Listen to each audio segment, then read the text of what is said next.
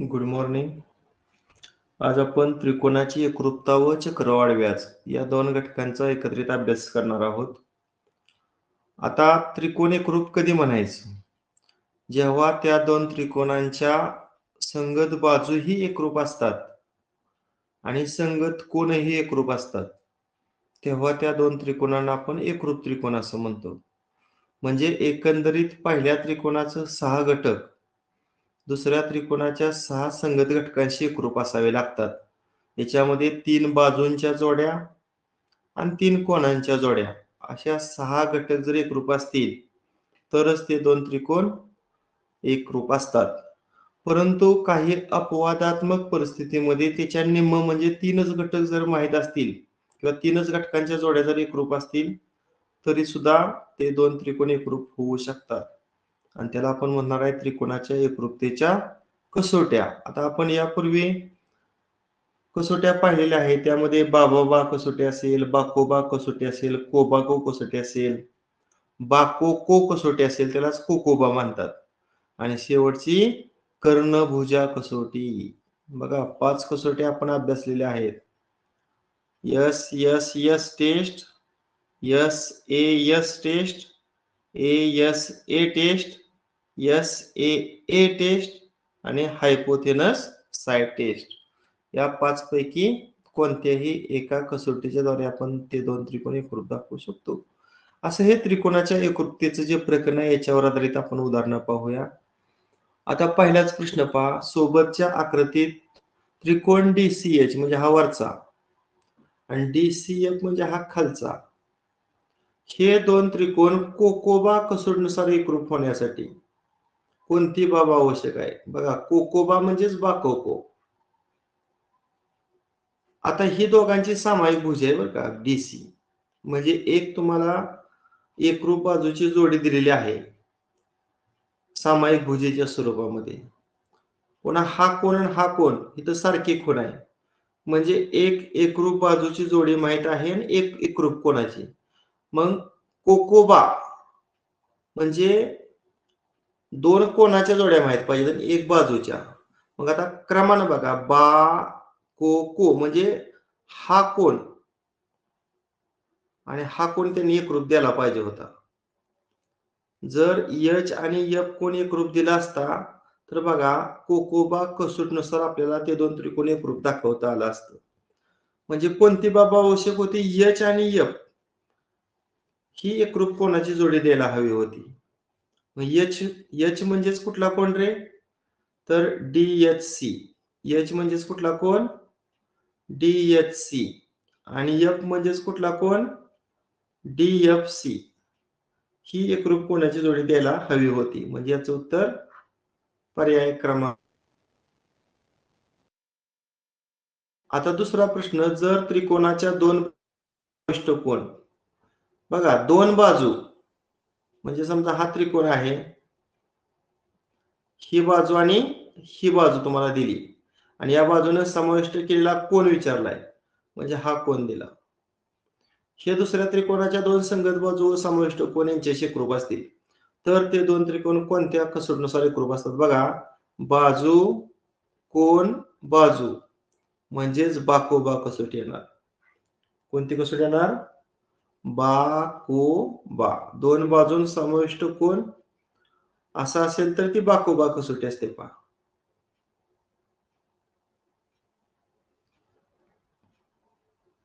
त्यानंतर पुढचा प्रश्न तिसरा पहा. जर एका काटकोन त्रिकोणाचा कर्ण व एक भुजा दुसऱ्या काटकोन त्रिकोणाचा कर्ण व संगत बाजू यांच्याशी एकरूप असतील तर ते दोन त्रिकोण कोणत्या कसोटीनुसार एकरूप असतात? आता दोन्ही काटकोन त्रिकोण आहेत लक्षात ठेवा आणि कर्णाची एक जोडी एकरूप आहे आणि बाजूची एक जोडी एकरूप आहे. असं ज्यावेळेस असतं त्यावेळेस ती कर्णभुजा कसोटी असते. अशा वेळेस कोणती कसोटी असते? तर कर्णभुजा ही कसोटी असते. आता पुढचं पहा. एका त्रिकोणाचे दोन कोण, मी एकच त्रिकोण काढतो म्हणजे आपल्याला लक्ष देण्यासाठी. दोन कोण घेऊया. समजा हा कोण आणि हा कोण घेतला व समाविष्ट नसलेली बाजू, नसलेली शब्द महत्वाचा आहे. म्हणजे ह्या दोघांच्या मधली बाजू घ्यायची नाही, ही बाजू घ्यायची नाही. समाविष्ट नसणारी बाजू, समजा मी ही बाजू घेतली, हे दुसऱ्या त्रिकोणाच्या या 3 घटकाशी जर एकरूप असतील तर ते 2 त्रिकोण कोणत्या कसोटीनुसार एकरूप असतात? बघा लक्षात आहे, बाजू, कोन, कोन म्हणजे बाकोको. त्याचाच उलटा आपण कोकोबा म्हणतोय की नाही? म्हणजे कसोटी कोकोबा. पर्याय क्रमांक 3. आता खालीलपैकी कोणती कसोटी त्रिकोणाच्या एकरूपतेची नाही? आता बाबा आहे, मगाशीच सांगितलं तुम्हाला. कोबाको सुद्धा आहे. बाकोको सुद्धा आहे. कोकोको कसोटी फक्त समरूपतेची आहे, एकरूपतेची नाही. म्हणून याचं उत्तर पर्याय क्रमांक 4 हे आहे. पर्याय क्रमांक 4 हे आहे. त्रिकोण एबीसी व त्रिकोण एबीडी हे बाकोको कसोटीनुसार एकरूप होण्यासाठी आणखी कोणती माहिती आवश्यक आहे? एबीसी म्हणजे हा डाव्या बाजूचा आणि एबीडी म्हणजे हा उजव्या बाजूचा. हे 2 त्रिकोण कुठल्या कसोटीनुसार? कसोटीचं नाव फार महत्वाचं आहे, बाकोको. कसोटीनुसार एकरूप होण्यासाठी कोणती माहिती आवश्यक आहे? आता ही तर दोघांची सामायिक भुजा आहेच. वाटते हा कोण द्यायला पाहिजे? हा हा हा कोणी एकरूप दाखवला का नाही, की बा कसोटी ती का नाही, बा को को. मग ह्या कोणाचं नाव काय? एबीसी. इथे एबीसी. आणि या कोणाचं नाव काय? एबीडी. म्हणजे याचं उत्तर कोणतं आहे? तर पर्याय क्रमांक 3 हे आहे. हा, आता त्रिकोणाच्या एकरूपतेच्या घटकावर एवढीच आपण गणित या ठिकाणी सिलेक्ट केली होती. आता पुढचं प्रकरण आहे चक्रवाढ व्याज. एका शहराची लोकसंख्या 2012 साली 1,40,000 इतकी होती. शहराची लोकसंख्या दरवर्षी 10% वाढते. तर 2015 साली शहराची लोकसंख्या कितीने वाढेल? असा प्रश्न आहे. आता तुमचा माईक चालू करतो. आता याच्या माईक चालूच आहे. कोण सांगेल कोणतं सूत्र वापरायचं रे हे गणित सोडवण्यासाठी?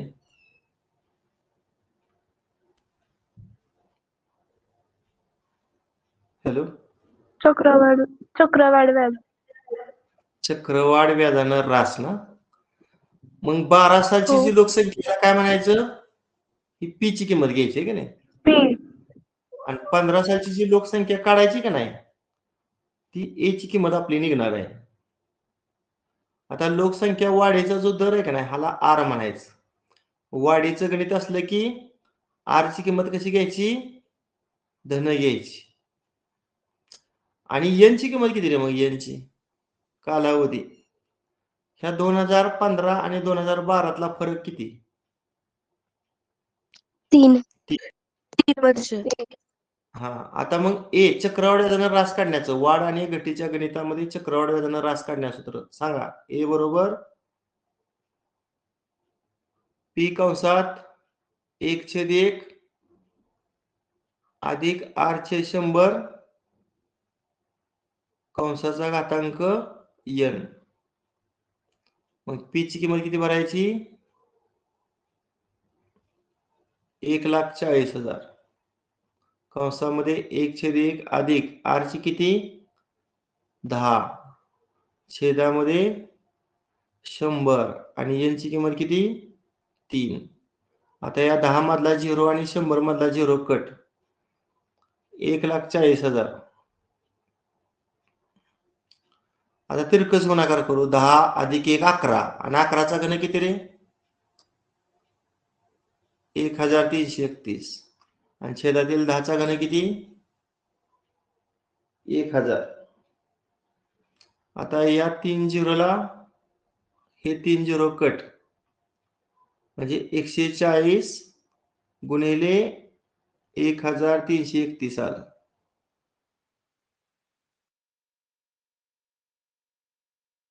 बेचाळीस चला 4 14 4 46 चला 4 14 1 14 4 किती? म्हणजे काय उत्तर आलं? 1 0 काय तर राहिले का? त्रिक 42 चला 4, 14 त्रिक 42, 4 46 चला 4.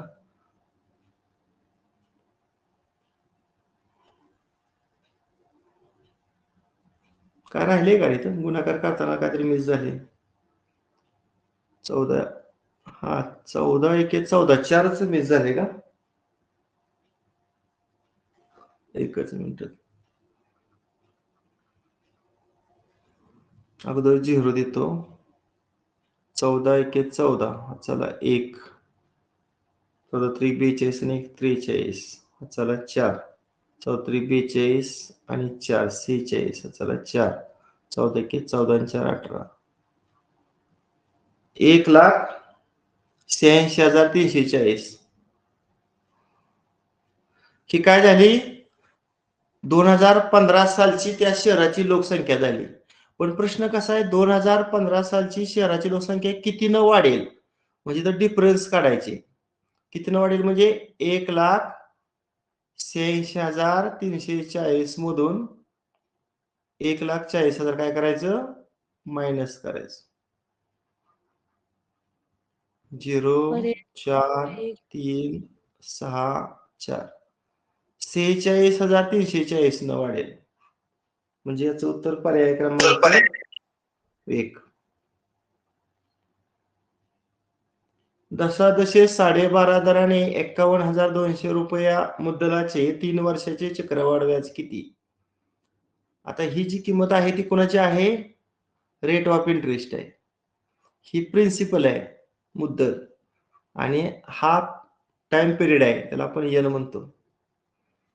चक्रवाढ व्याज काढण्या अगोदर आपल्याला रास काढावी लागते. सांगा रास काढण्याचं सूत्र काय? पी कंसात 1/1 अधिक R अधिक 100 R/100 कंसाचा एन. आता पी ची किंमत आपण 51,200 भरूया. 1/1 R ची किंमत 12.5 छेदामध्ये 100 आणि एन ची किंमत 3. 51,200. आता 12.5 ची किती पट 100 आहे डायरेक्ट सांगा. 12.5 ची किती पट 100? 8च ना. दुप्पट 25 आणि 25 चे चौपट 100 म्हणजे 12.5 चे 8 पट 100. तिरकस गुणाकार 8 अधिक 1 9 म्हणजे 9 चा घन किती मग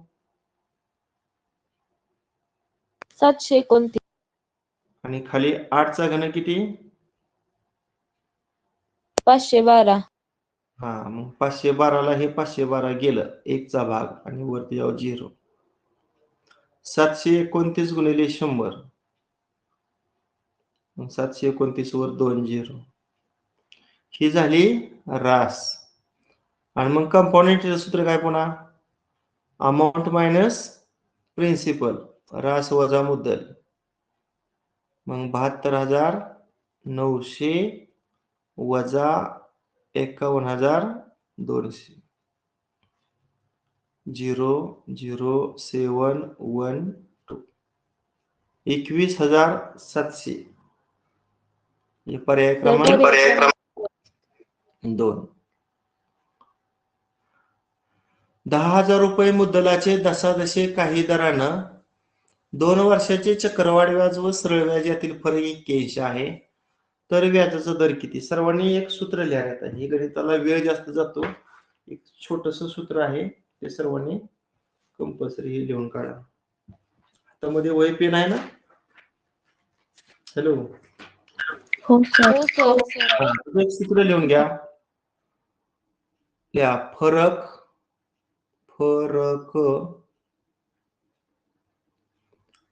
बरोबर मुद्दल आपण प्रिन्सिपल म्हणतो पी.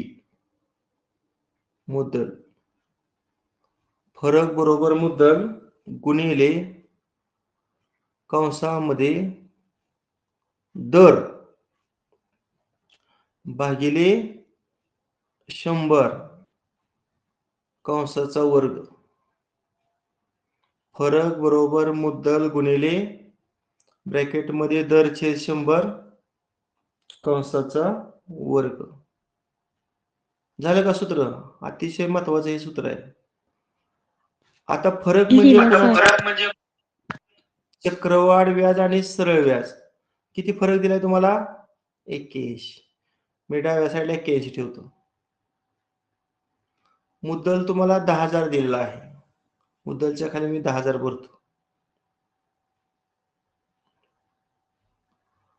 आणि आपल्याला दर काढायचा आहे. दरला मी आर म्हणतो. आर छेद 100 आणि कंसाचा घातांक किती? 2. आता 10,000 गुणिले आहे ते डावीकडे गेल्या काय होणार? भागिले होणार. आता उजव्या बाजूला काय राहणार मग? आर छेद 100 कंसाचा वर्ग. आता इथं एक काम करायचं, दोन्ही बाजूची वर्गमूळ काढा. 81 चं वर्गमूळ किती? 9. 10,000 चं वर्गमूळ 100 आणि उजव्या बाजूचं आर छेद 100. आता 100 ला 100 गेलं, मग अंश काय? आर बरोबर 9. म्हणजे 9% हा व्याजाचा दर आहे. म्हणजे पर्याय क्रमांक 3. फरक बरोबर मुद्दल गुणिले ब्रॅकेटमध्ये दर छेद 100 कंसाचा n. रामरावाने 3 वर्षापूर्वी एक कार 6 लाख रुपयाला खरेदी केली. घसाऱ्याचा दर म्हणजे हे गणित घटीचं आहे, घटीचं.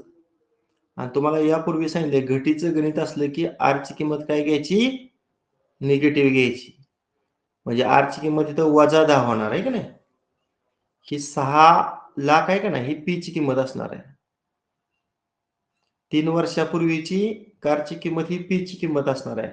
आणि आजची कारची किंमत काढायची म्हणजे ए ची किंमत काढायची. आणि मग एन ची किंमत काय रे? एन या गणितामध्ये कालावधी किती आहे इथं दिलाय बघा, 3 वर्ष. कालावधी किती आहे? 3 वर्ष. मग सांगा पुन्हा एकदा एचं सूत्र, चक्रवाढ व्याजानं रास. पी कंसात 1/1 अधिक आर छेद 100 कंसाचा n. पी ची किंमत किती भरू? 6 लाख. 6 वर 5 शून्य. पुढं 1/1. आता आर ची किंमत इथं बघा निगेटिव्ह आहे. त्यामुळे आज चिन्ह मध्येच वजा देतो. छेदामध्ये 100 आणि यांची किंमत किती? 3. आता ह्या 10तला 0 आणि ह्या 100तला 0 कट. कंसाबाहेरचा अगोदर मी 6 लाख लिहितो. तिरकस गुणाकार 10 वजा 1 9. 10 वजा 1 9 आणि 9 चा घन किती? 729. आणि खाली 10 चा घन किती? 1000. 1000. आता किती झिरो कॅन्सल बघा, हे 3 आणि हे 3 झिरो म्हणजे 600 गुणिले 729 0 0. आता हा गुणाकार करूया. 4,37,400. हा बरोबर. 6 9 54 चला 5 6 2 12 आणि 5 17 चला 1 6 7 42 आणि 1 43. 4,37,400 ही त्या गाडीची आजची किंमत आहे का? पर्याय क्रमांक 1. बरोबर. पर्याय क्रमांक 1. पुढचा प्रश्न आहे, एका शहराची लोकसंख्या दरवर्षी 5% ने वाढते. 2012 साली शहराची लोकसंख्या 1,20,000 होती. तर 2012 सालची लोकसंख्या सांगा. पी ची किंमत किती रे? 1,20,000 आणि याची किंमत काढायची आहे 2015 ची लोकसंख्या. आता सांगा आर ची किंमत किती घेऊ? लोकसंख्या किती आहे? 5. 5. वाढीची युनिट असल्यामुळे आर ची किंमत धन घ्यायची. आणि कालावधी किती? ह्या 3. 15 आणि 12 सालची वजा. 3 वर्ष. कोणतं वापरायचं सूत्र? P 1/100 अधिक 8/100 आता याच्यामध्ये आपण पी ची किंमत 1,20,000 भरूया.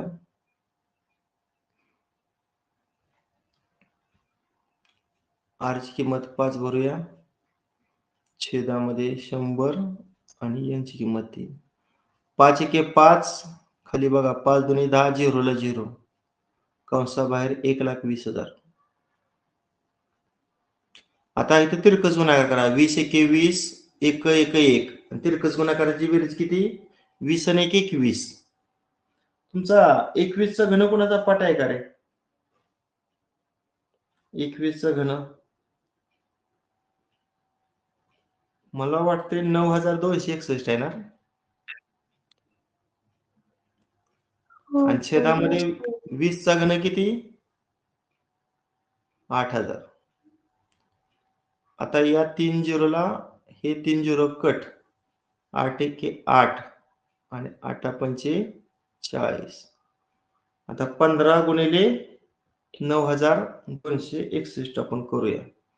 15 एके 15, चला 1, 15 × 90 आणि 1 91, हा चला 9, 15 दुनी 30 आणि 9 39, चला 3, 15 9 135 आणि 3 138, म्हणजे 1,38,915. पर्याय क्रमांक 1.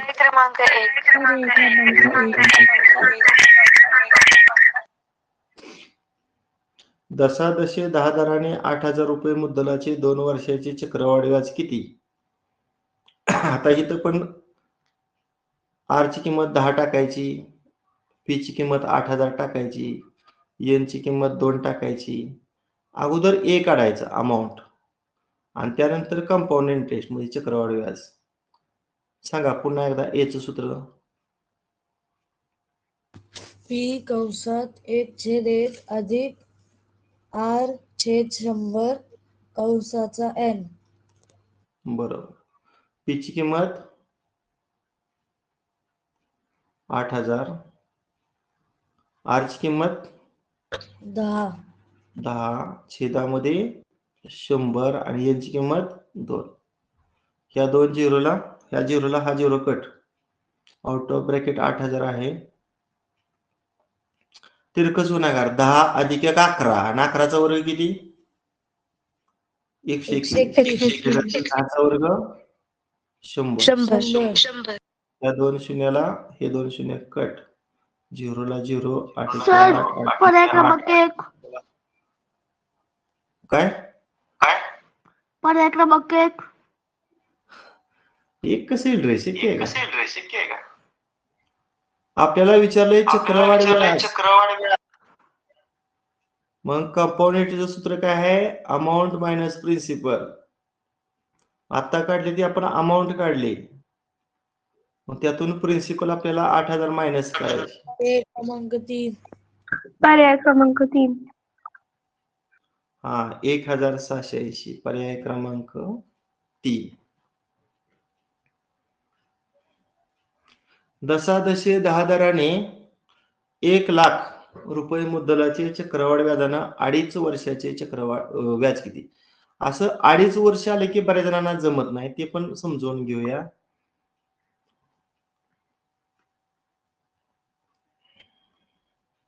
अगोदर आपले नेहमी सूत्र लिहूया. ए बरोबर पी कंसात 1/1 अधिक R/100 कंसाचा n. ही पी ची किंमत आहे, लक्षात ठेवा. ही आर ची आहे, ही एन ची आहे. मग पी ची किंमत 1,00,000, एकावर 5 शून्य.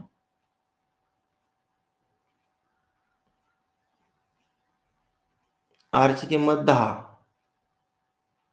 छेदामध्ये 100 आणि एन ची किंमत 2.5 मी 2.5 असं पण लिहू शकतो.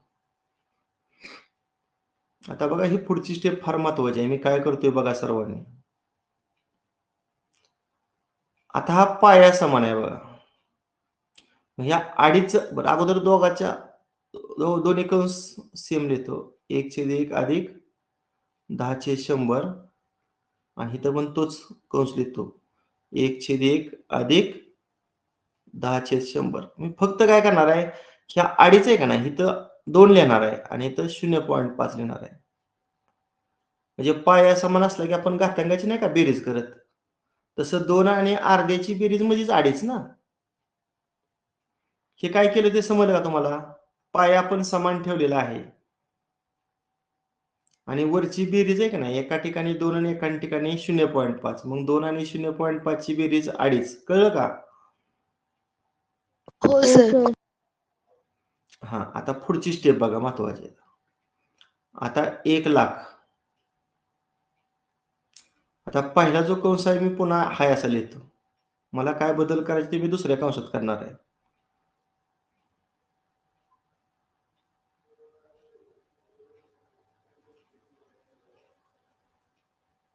आता हे जे 0.5 आहे का नाही, ह्या 0.5 मी 1 करणार आहे. 1 म्हणजे अर्ध्याची दुप्पट केली. अर्ध्याची काय केली? दुप्पट. आता हे तर दुप्पट केली का नाही, की हे तर 10ची निमपट करायची. म्हणजे ते किती येणार? 5. कळतंय का? इथं अर्ध्याची दुप्पट केली 1, की इथं 10ची निमपट केली 5. ही स्टेप कळली का सर्वांना? हो सर. हो सर. आता इथं 1,00,000 गुणिले ह्या झिरोला हा झिरो कट. तिरकस गुणाकार 10 अधिक 1 11 आणि 11चा वर्ग किती?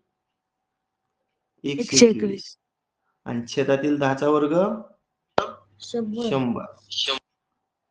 5 1 5 5 2 10 झिरोला 0. तिरकस गुणाकार 20 अधिक 1 21 आणि छेदामध्ये 20. एक घातांक आहे त्यामुळे त्याचा काय विचार करू नका. लिहिलेलं बरोबर आहे ना? आता सिम्प्लिफाय करूया. हे 3 शून्य आहेत, ते ह्या 3 शून्याला कट. 2 1 2 5 10 आणि 0. चला 50 आणि 121 चा गुणाकार करू. 5 1 5 5 2 10. चला 1 5 6 आणि गुणिले 21. 21 0. 21 5 किती रे? 105 ना. चला 10. 105. 0 10 ला 0 चला 1. 21 126 आणि 1 127. 1,27,050. ही काय झाली? रास झाली. आता विचारले आपल्याला कंपाऊंड इंटरेस्ट ना. मग काय सूत्र? ए मायनस पी. मग 1,27,050 मधून 1,00,000 मायनस करा. 27,050. 27,050. पर्याय क्रमांक 4. 4. एका यंत्राची किंमत 50,000 रुपये आहे. दरवर्षी त्या यंत्राची किंमत 5% कमी होते. तर दुसऱ्या वर्षाच्या शेवटी यंत्राची किंमत शेकडा कितीने कमी होईल?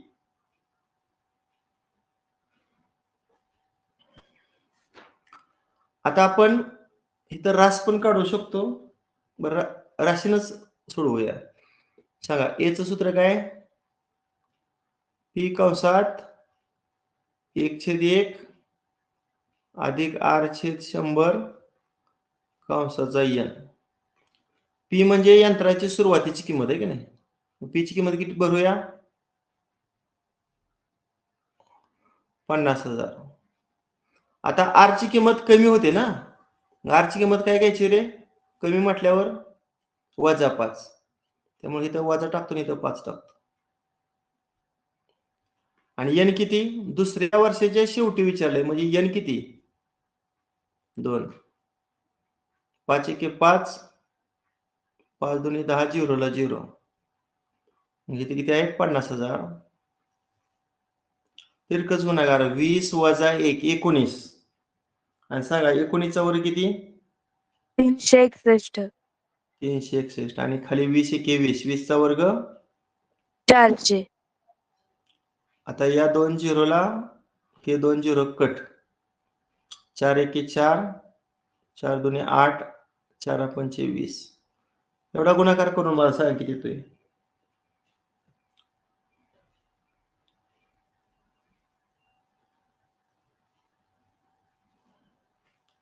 125 गुणिले 361.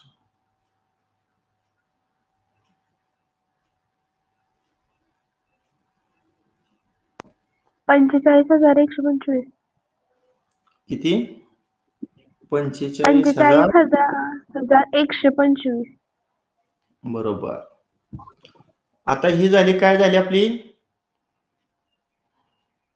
यंत्राची 2 वर्षाच्या शेवटीची किंमत आहे की नाही? मग किती ना किंमत कमी झाली हे काढूया आपण. किमतीत जाणारी घट सांगा कितीने कमी झाली? मूळची किंमत किती होती? 50,000. आणि झालेली या दोघांचा मायनस करा.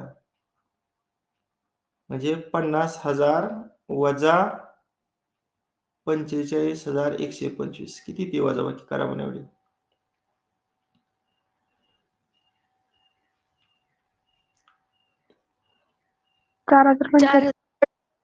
4,875. हा. पण इथं तुम्हाला प्रश्न काय विचारलाय? शेकडा कितीनं कमी होईल? म्हणजे शेकडा घट विचारली. म्हणजे त्या यंत्राच्या किमतीत होणारी शेकडा घट.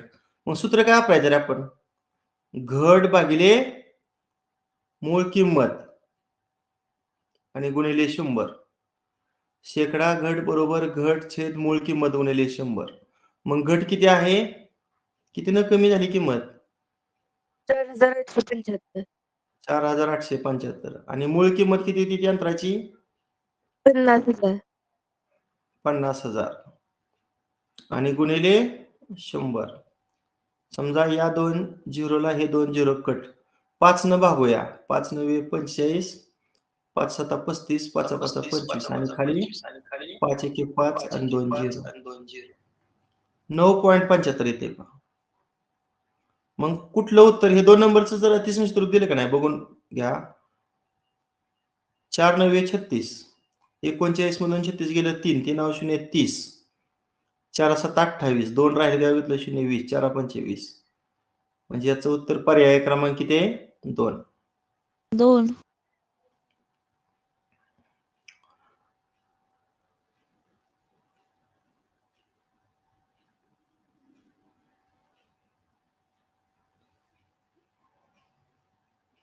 हे गणित दुसऱ्याच घटकातलं आलं का मध्येच?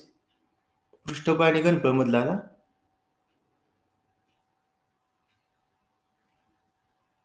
हा, पुढचं घ्या. 10.8 दराने 20,000 रुपये मुद्दलाचे 2 वर्षाचे सरळ व्याज व चक्रवाढ व्याज यातील फरक किती? हा, मगाशी सूत्र सांगितलेलं लिहून घेतलेलं सांगा पण फरकाचं. बघा मगाशी तुम्हाला लिहून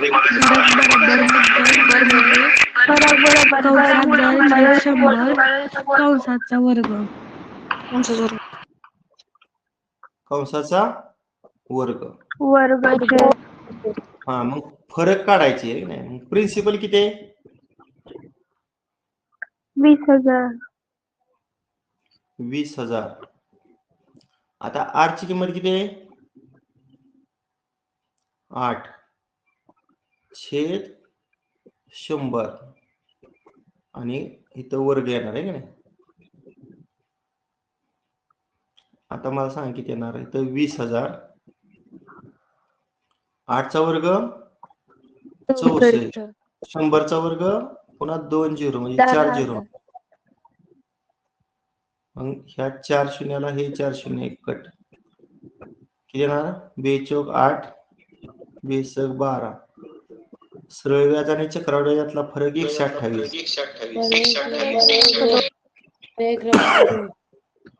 2. दशादशे 10 दराने 10,000 रुपये मुद्दलाचे 2.5 वर्षाची चक्रवाढ व्याज. मग अशी टाइप्स झाले. काय सूत्र सांगा.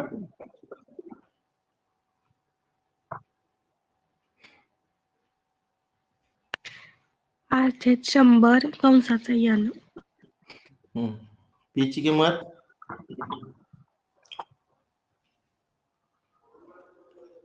10,000. 10,000.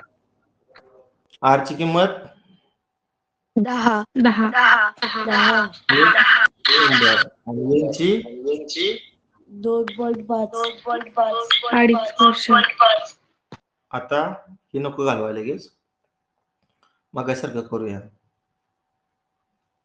10,000 1/1 अधिक 10/100 आणि तोच कौस पुन्हा रिपीट 1/1 अधिक 10/100. काय केलं तर मागाय सांगा. एका ठिकाणी घातांक 2 दिलता ना आणि एका ठिकाणी 0.05. आता इथं हा कंस मी हाय असा लिहितो. फक्त दुसऱ्या कंसात आपल्याला बदल करायचे.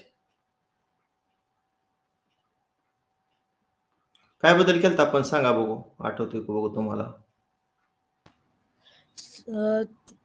0.5 मध्ये 10 ची दुप्पट करून 1 केलं. दुप्पट आणि तिथं दुप्पट करायची. बर आता हे सॉल्व्ह करूया. 10,000 ह्या झिरोला हा झिरो कट तिरकस गुणाकार 10 अधिक 1 11 आणि 11चा वर्ग 121 आणि खाली 10चा वर्ग 100. इथं 5 1 5 5 2 10 0 तिरकस गुणाकार 20 अधिक 1 21 आणि छेदामध्ये 20. आता बघा एकत्रित किती झिरो कट होत आहेत. हे 2 आणि 3 झिरो कट झाले आणि बे एक बे बे पंचे 10 5 1 5 5 2 10 चला 1 5 1 5 आणि 1 6 गुणिले 21 21 5 105 चला 10 12,705. 12,705. 21 126 ना आणि अधिक 1 2,705. हे झालं रास. आता आपल्याला काढायचे काय चक्रवाढ व्याज. काय सूत्र. Amount minus principal. 12,705 मधून किती वजा करायचं. प्रिन्सिपल 10,000. 10,000. किती वजा बाकी येणार मग 5,072. 2,705. 2,750. पर्याय क्रमांक 1. पर्याय क्रमांक 1. बरोबर. अशा पद्धतीनं आजच्या तासिकेला आपण त्रिकोणाची एकरूपता त्याच पद्धतीनं चक्रवाढ व्याज या 2 घटकांचा अभ्यास केला. आता आपलं फक्त एकच प्रकरण राहिले बरं का. प्रकरण वर्तुळ जीवा व कंस एकच प्रकरण राहिले. बाकी सगळी प्रकरणातील आपण अति महत्वाची एनएमएसची उदाहरणं सगळी घेतलेली आहेत. आता शनिवारी माझी विभाग स्तरावर बुद्धिमत्ता वॉल्युम स्पर्धा आहे रत्नागिरी या ठिकाणी. त्यामुळे मी उद्या दुपारी रत्नागिरीला जाणार आहे. त्यामुळे आपला राहिलेला जो 1 तास आहे तो आज संध्याकाळी किंवा उद्या सकाळी लवकर घेऊ शकतो मी. आता आज माझं गेस्ट लेक्चर आहे HP स्कूल वडूजला. त्यामुळे आज पण कंटा उद्या सकाळी घेऊन टाकू. त्याला काय 20 मिनिटं लागतील आपल्याला. 20 मिनिटांमध्ये तो घटक आपला संपेल. ठीक आहे. आणि थोडं आपल्याला परीक्षेला जाताना थोडी चर्चा पण करायची. कारण काय होतंय आपल्याला पहिला जो पेपर आहे तो आपल्यासाठी फार महत्वाचा आहे. कारण त्यात टाइम मॅनेजमेंट होत नाही. आता मी सुद्धा परीक्षा द्यायला चाललोय रत्नागिरीला. आम्हाला तर 90 मिनिटांमध्ये 100 प्रश्न सोडवायचे. एक प्रश्न वाचायला गेलं तर 7-7 ओळीचा एक प्रश्न आहे. वाचण्यातच आपला 1 मिनिट कधी वेळ निघून जातो समजत नाही. त्यामुळं पहिल्या तडाख्यामध्ये सोपं प्रश्न सोडवायचे. संख्येचे प्रश्न आहेत का नाही ते मागच ठेवायचे. पहिल्या यात सोपं प्रश्न.